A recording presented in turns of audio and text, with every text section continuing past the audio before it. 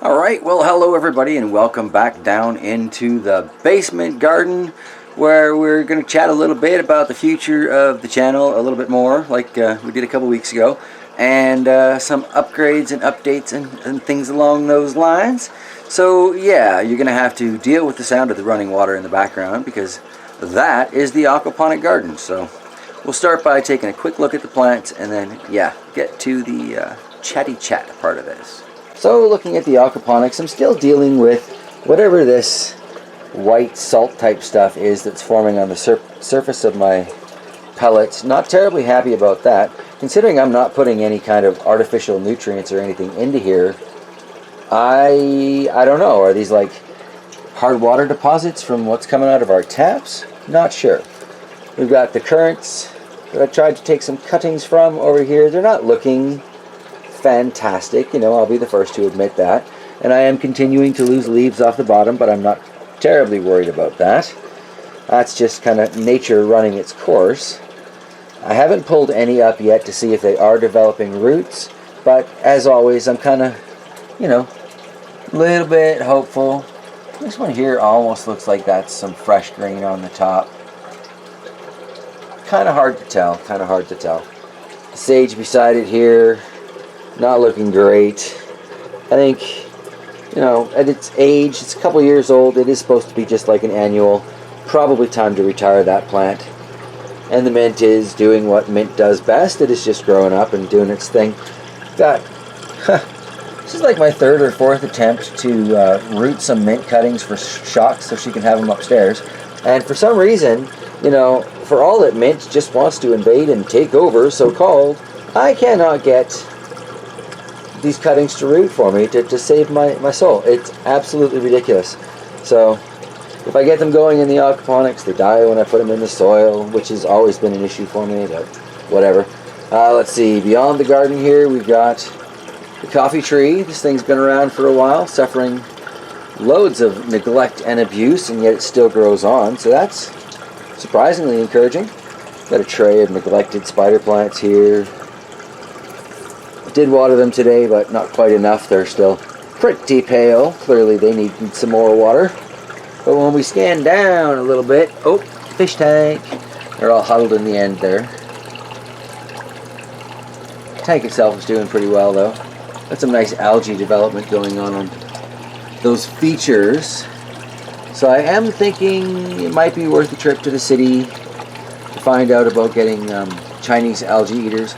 But right now, we're being encouraged to not travel unnecessarily, so yeah. The mouse melon, look at that, from its new sprig over there, coming up. And today I found it climbing out on some spider webs in between the fish tank and the planter, so I've redirected it back here, and I'm going to try and encourage it to grow up. Hopefully I'll get it out this year, and we'll get some more mouse melons off of it, but what a strange little plant. I can't believe this thing is still alive. Crazy. Then behind all that on the Darwin table here we've got the spider plants and that lovely annual grass there. My happy little aloe growing straight onto the LED there. Might be time to rearrange things. Looks like the tip of it where it's touching the, I don't know, heatsink on the LED seems to be browning up, so I'll have to rearrange that. Well, we got a few different things going on in here.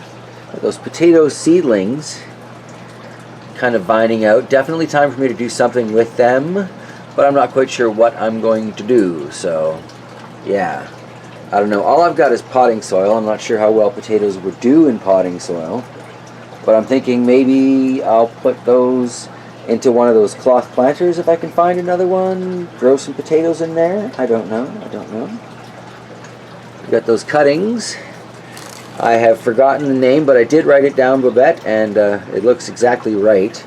But basically this is some kind of a miniature pine thing. People tend to bonsai this, so I'm going to have to play with that idea, but we've got new growth on the top of this one, new growth on the top of this one, and the other two cuttings have already gone upstairs to live in the kitchen window, where we got this monster one here. Just got too big for the kitchen window, much like this one here. Just got to be too big. Now, I was going to transplant that, but seeing as how people bonsai these things, I might just leave it in that tiny planter, just to kind of push things a little farther. The solar panel rocking bear over there. So for a bunch of cheap LED type lights, well, I guess they're not all cheap on this particular table, but for, you know, a bunch of LED lights, low electrical usage LED lights, there we go, better than cheap perhaps. Definitely providing enough to keep that bear moving. So that's not bad. That's not bad. Alright, so now that the pump's turned on, we can go talking about, well, maybe some of the upgrades and things I kind of want to do to the channel. As I mentioned in my previous video, I do kind of want to expand the conversation beyond just gardening because, well, living in Manitoba, it's a really, really limited garden season, and the gardening conditions in my basement aren't necessarily what I was hoping I'd be able to get away with, so there's only so much I can say about growing spider plants and aloes and, you know, just silly things like that. I have recently upgraded my desktop computer so that hopefully I can bring you a better quality of video.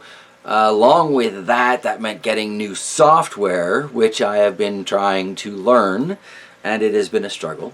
But I have been playing around with a few different aspects of it and learned a few different things that I can do, so hopefully I can make these videos a little more entertaining and, I don't know, engaging, I guess. But it's ultimately still going to come down to just me doing a lot of chatting for a lot of these videos. You know, one thing that I have mentioned I was going to go off about a little bit was kind of some of what's going on in space stuff these days. And I want to tell you, one of the biggest things that I'm excited about right now is actually Starlink. That wonderful internet system that Mr. Musk is throwing up there for us is going to make it a lot easier for us to keep our channels flowing in the future. One of the things that I've been trying to do is put together enough capital that we can move on to farmland. The biggest concern I've had with that, aside from, you know, raising actual capital, because this economy sucks, right? We all know that. But anyway, yeah. The biggest concern I've had aside from that is how am I going to be able to upload on an even semi-regular basis when, you know, we move out to farmland, because it's probably not exactly going to be hooked up with decent internet. We are really lucky in the RM we live in because we have something called fixed Wi-Fi. So basically we have towers and they can transmit. I think the farthest connection I helped set up was like 12 miles to farmhouses and stuff, and get a pretty decent internet connection speed. I mean, I do PvP in World of Warcraft with very little lag, so that's not bad. And basically what Musk is proposing is a much more powerful version of that with his Starlink internet connections that he is pretty, I think he's in the testing stage now with just employees and such throughout the North American region. But yeah, it's going to be awesome, because while I was previously worried that we would no longer be able to have decent internet, the proposal with Musk's internet is that you can go anywhere, and he's working for long-term anywhere on the planet, so that's cool.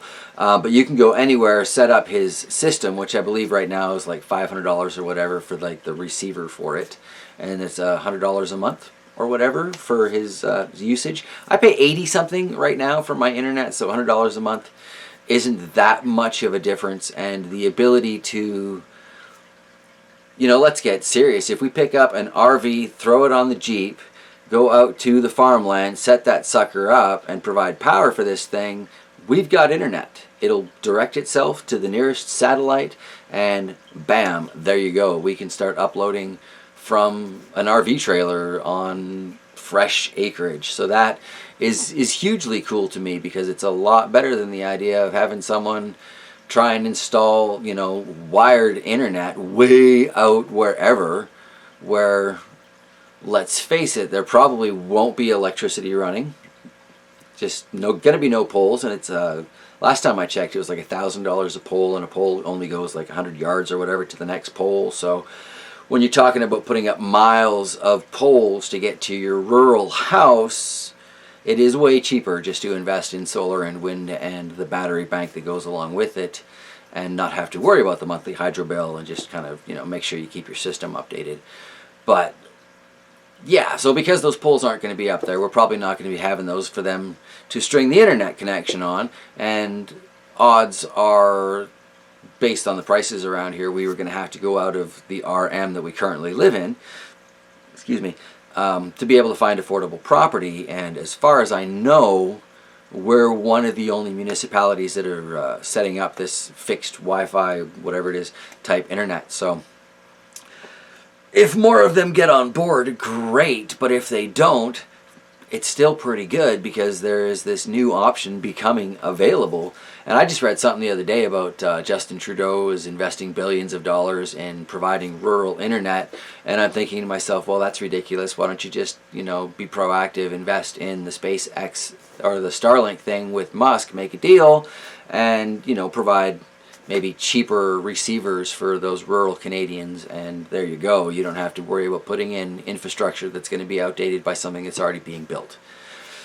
But that's government for you, and that's a whole different video that'll probably get banned as soon as I get putting up. So as soon as I get to putting it up, because apparently a lot of the things that I have to say on that are somewhat controversial. The left doesn't like them, the right doesn't like them.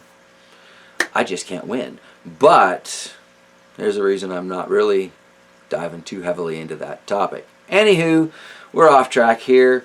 Yeah, let me know if you're interested in anything in particular in the upcoming type conversations. I've gotten some really interesting responses on that last video about things y'all want to talk to me about. Quantum physics is a little bit out of my league, but you know, I'm with you. I'll try. I'll do my best. Sounds like we're going to have a lot of opportunities for live type chats, I think, to really enjoy that, but my history with live chats has not been fantastic, so I don't know, might take a little encouragement from you guys on that one to make that happen again.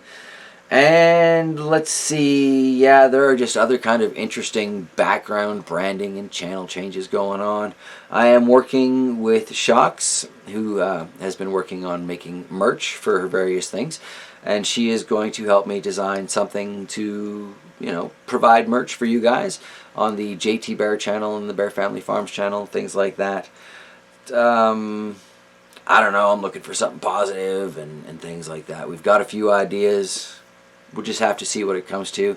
Let me know, again, down in the comments below if you're interested in that kind of stuff, because folks before have mentioned a bit of an interest in it, and I didn't really do anything about it, so it's been a few years. Figured I'd ask, see if that interest is still out there.